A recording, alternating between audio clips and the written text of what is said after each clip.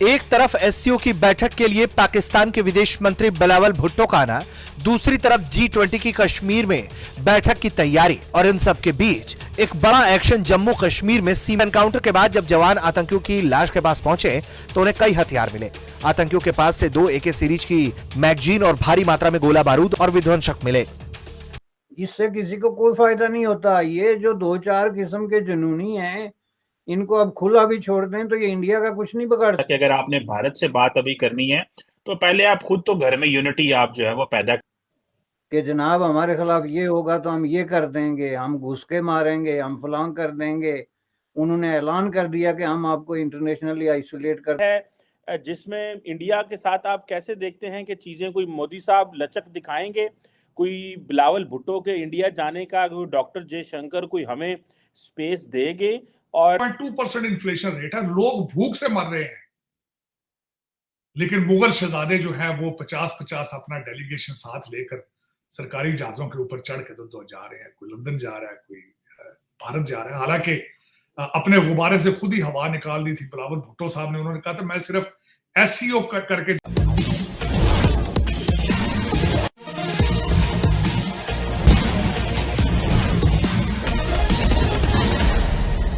पाकिस्तान का हमेशा से ही दोहरा चेहरा रहा है। एक तरफ तो बिलावल एससीओ की बैठक में भाग लेने के लिए गोवा पहुंचे हैं और आप लोगों को पता ही होगा कि एससीओ आतंकवाद के मुद्दे पर चर्चा करने जा रहा है। दूसरी तरफ पाकिस्तान प्रायोजित आतंकी जम्मू कश्मीर में घुसने की कोशिश कर रहे थे ताकि जम्मू कश्मीर में इतना आतंक फैलाया जाए कि आगामी G20 की बैठक ही न हो पाए, लेकिन भारत ने उनके मंसूबे पर पानी फेर दिया है। आगे की चर्चा सुनते हैं। एक तरफ एससीओ की बैठक के लिए पाकिस्तान के विदेश मंत्री बिलावल भुट्टो का आना, दूसरी तरफ G20 की कश्मीर में बैठक की तैयारी और इन सब के बीच एक बड़ा एक्शन जम्मू कश्मीर में सीमा पर हो गया, जिस पर बड़ा नुकसान पाकिस्तान को हुआ है। पाकिस्तान को लगातार G20 का कश्मीर में होना खटक रहा है, लेकिन वो अपने किसी प्लान में कामयाब नहीं हो पा रहा। अब उसके भेजे हुए आतंकी भी मारे जा रहे हैं, लेकिन 3 मई की सुबह आखिरकार सफलता मिल ही गई। 3 मई की सुबह लगभग 8:30 बजे नियंत्रण रेखा के पास जब 2 आतंकवादियों ने घुसपैठ की कोशिश की, जिनका मकसद यकीनन शांति का संदेश देना नहीं था, उनकी भारी गोलीबारी के बीच भारत के सतर्क सैनिकों ने दोनों आतंकवादियों को मारकर ढेर कर दिया। इस एनकाउंटर के बाद जब जवान आतंकियों की लाश के पास पहुंचे तो उन्हें कई हथियार मिले। आतंकियों के पास से 2 AK सीरीज की मैगजीन और भारी मात्रा में गोला बारूद और विध्वंसक मिले। जो डिसीजंस मेकर्स हैं उनके इंटरव्यू देखें, उनकी लैंग्वेज देखें, उनके ख्यालात देखें तो इन सब बातों की तस्दीक होती है। इसलिए सबसे बड़ा फैक्टर ये था कि ये इतना अरसा। अब इसके साथ जो इंडिया की पॉलिसी का ताल्लुक है कि अगर इंडिया की पॉलिसी ये में तब्दीली ना आती, इंडिया कभी भी इतना कमजोर मुल्क नहीं रहा है कि अगर वो चाहता कि पाकिस्तान को कहता कि ये डिसमेंटल करो जी, ये जो अड्डे आप लोगों ने खोले हुए हैं हमारे खिलाफ अपनी धरती पे, इसको डिसमेंटल करो वरना हम खुद कार्रवाई करेंगे, तो ये बहुत पहले हो सकता था। लेकिन हिस्टोरिकली इंडिया की पॉलिसी पाकिस्तान के बारे में बिल्कुल एक लीनियत और एक बहुत ही जो है एक तरीके से आप कह सकते हैं कि नर्म किस्म की पॉलिसी रही है।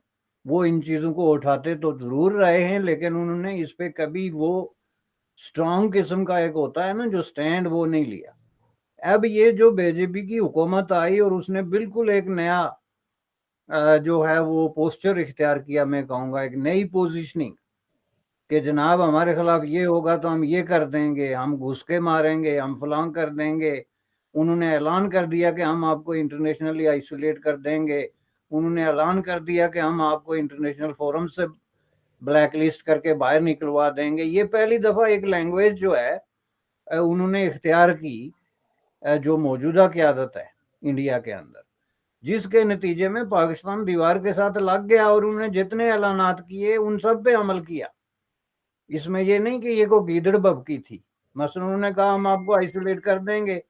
आज आप मुझे बताएं कि दुनिया में पाकिस्तान से ज्यादा आइसोलेटेड कंट्री कौन सी है? जिसमें इंडिया के साथ आप कैसे देखते हैं कि चीजें कोई मोदी साहब लचक दिखाएंगे, कोई बिलावल भुट्टो के इंडिया जाने का, कोई डॉक्टर जयशंकर कोई हमें स्पेस देंगे।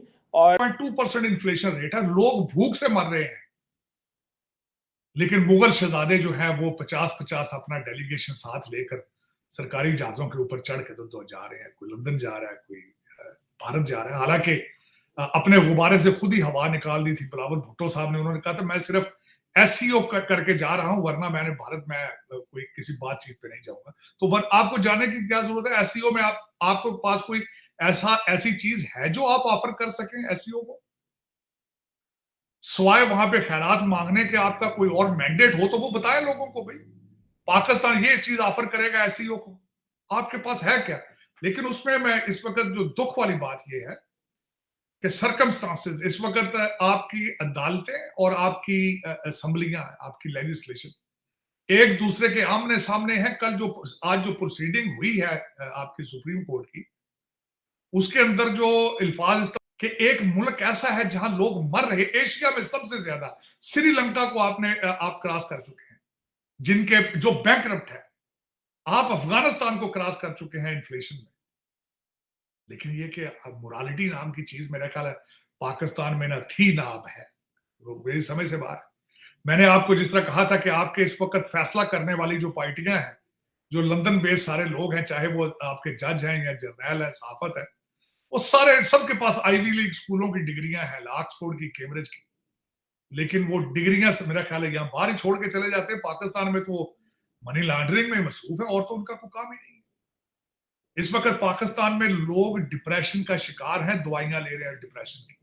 जिनके पास वीजे हैं वो जहाजों पे भाग रहे हैं, जिनके पास वीजे नहीं वो पैदल भाग रहे हैं। ये आपके हालात हैं उसको रखें। और इस पे आपका मेरे ख्याल में तो एससीओ भी नहीं जाना चाहिए था और लंदन भी नहीं जाना चाहिए था। लोग जो हैं लोग डेवलप कर लिया।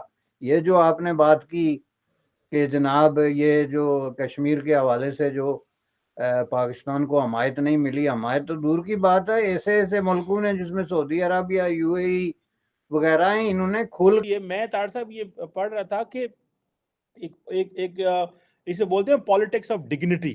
पूरी दुनिया में डिग्निटी के लिए की जाती है कि आज इमरान खान ने लोगों को एक गलत नारा दिया कि मैं डिग्निटी दिलाऊंगा, मैं तुम्हें इज्जत दिलाऊंगा। रस्सी तो जल गया लेकिन उसकी ऐठन नहीं गई। पाकिस्तान के लिए यह कहावत पूरी तरह फिट बैठ रहा है। पाकिस्तान का सब हाल हो रहा है। अंतर्राष्ट्रीय जगत में पाकिस्तान का कोई साथ देने वाला नहीं। घर के भीतर गृह युद्ध चल रहा है। पाकिस्तानी सेना, पाकिस्तानी कोर्ट और पाकिस्तान की संसद आपस में टकराव की मुद्रा में है। पाकिस्तान में खाने के लाले पड़े हुए हैं। राशन की बोरियों के लेने के लिए जो कतारें लग रही हैं उसमें अभी तक 10 से 12 लोग मारे जा चुके हैं। पाकिस्तान को अब कर्ज देने के लिए कोई तैयार नहीं। पिछला कर्ज जो पाकिस्तान ने लिया है उसे आगामी 2 साल में जो $72 बिलियन बताया जा रहा है कैसे चुका पाएगा। वहाँ के इन्फ्लेशन की स्थिति यह है कि श्रीलंका जो एक तरह से दिवालिया हो गया है उससे भी ज़्यादा इन्फ्लेशन की स्थिति है।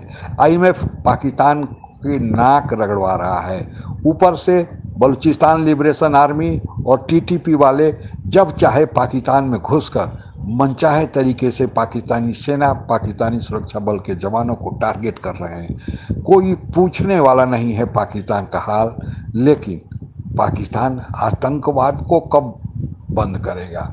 इस आतंकवाद के लिए तो पाकिस्तान मास्टरी हासिल किया है। इतनी दुर्गत हो जाने के बावजूद भी और यह देखते हुए एससीओ की बैठक में उसी के देश के विदेश मंत्री बिलावल भुट्टो भारत पहुंचे हुए हैं। उसमें चीन भी शामिल है जिससे पाकिस्तान के बड़े गहरे संबंध हैं, और रूस भी है जिससे पाकिस्तान आगामी समय में तेल लेने वाला है। और सेंट्रल एशिया के देश जो कजाकिस्तान, तुर्कमेनिस्तान, उज्बेकिस्तान आदि देश हैं जिनसे पाकिस्तान बिरादर मुल्क का संबंध बनाए हुए हैं। और इन सारे देशों की उपस्थिति में पाकिस्तान भारत में घुसपैठ आतंकियों की करा रहा है। और उसके पीछे मकसद यह है कि जो भारत के जम्मू कश्मीर स्टेट में G20 की बैठक भारत बुला रहा है उसमें इतना उसके पहले हंगामा खड़ा किया जाए कि दूसरे देश न आए। हालांकि G20 के देशों को पाकिस्तान ने मना करने की भरपूर कोशिश की लेकिन कोई मान नहीं रहा, तो यही हथकंडा अपना रहा है। पाकिस्तान के इस हालात पर केवल दुख प्रकट किया जा सकता है। पाकिस्तान का ऊपर वाला ही मालिक है। आज के लिए बस इतना ही। जय हिंद। आप अगर हमसे जुड़ा रहना चाहते हैं तो कृपया मेरे चैनल को सब्सक्राइब करें तथा बेल आइकन भी दबा दें ताकि नई वीडियो की जानकारी तुरंत आप तक पहुंच जाए। धन्यवाद। जय हिंद।